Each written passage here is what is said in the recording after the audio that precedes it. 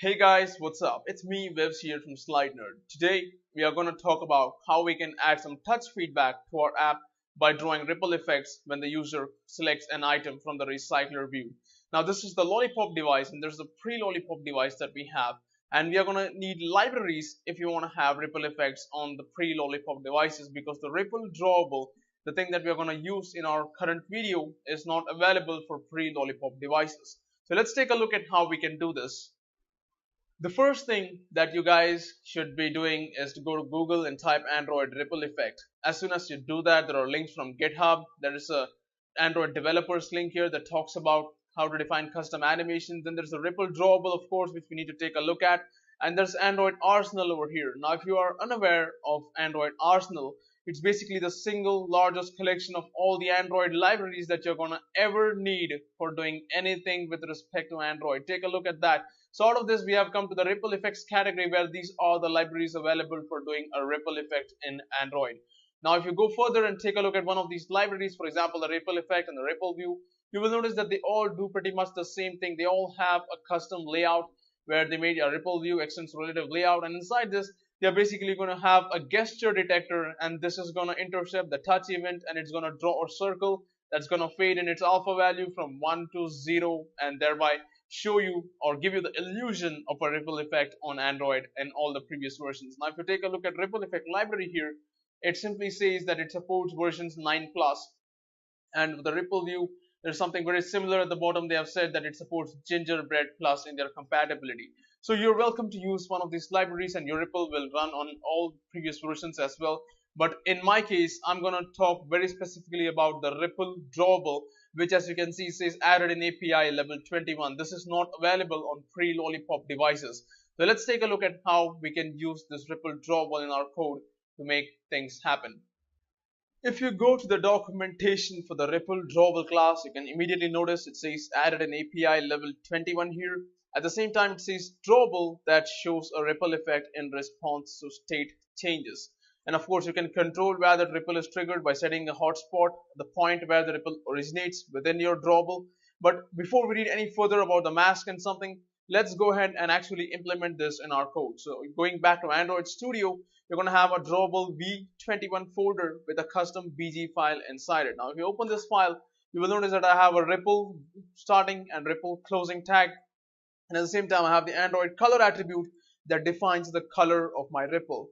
Now, the value for this color is pretty weird. It says question mark Android ADTR color control highlight.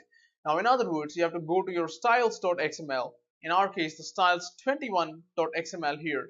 And we are going to specify the color control highlight to be @color/color highlight. Now, of course, you're welcome to take a look at this color's value by going here and saying color attributes B6, B6, B6, which we have defined here as some variation of light gray. So this is what the color of the ripple is going to be.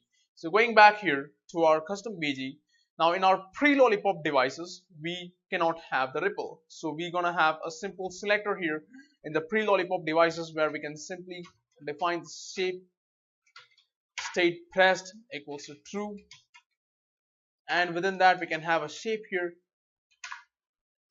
make it solid with the same color as the color control highlight that we already have. So we can simply say color highlight over here. Now for the normal state, when the button is not pressed, we're going to simply have the solid with a white color. So we can go here, we can simply say shape here, and then solid with a color of Android color white over here. So that takes care of making our normal selector for pre-Lollipop devices. Going back to the ripple selector here, where we have the custom bg.xml, all we got to do is this, and let's take a look at what happens when we try to run this ripple. But before that, we need to apply this to our layout, which is a custom row inside our recycler view. If you remember, this is what our single element looks like inside our recycler view with the icon and the text over here. So we're going to apply the ripple effect to this whole layout. So we're going to go here, we're going to say background is @drawable and custom BG over here. Now also make sure that your layout is clickable, otherwise the click events are not going to be triggered here. So at this point, let's run the app and find out if we can see the ripple effect in action. So at this point, we have pre-lollipop. Just click on that. It's normal click. And if you click on our lollipop device, bam, there's our ripple. But there's a problem, as you guys can notice. The ripple goes way beyond the single view where we are interested to actually capture the ripples. So how can we solve this problem?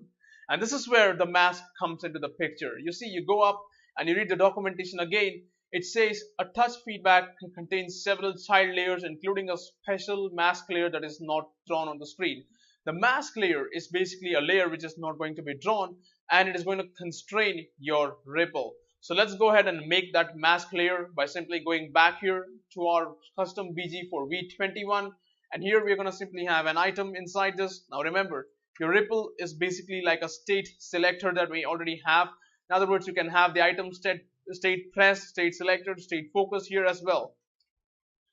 So item, and we're gonna give it an Android ID, give it an Android ID / mask, which is the special value that we are interested in, and we have to give this a color as well.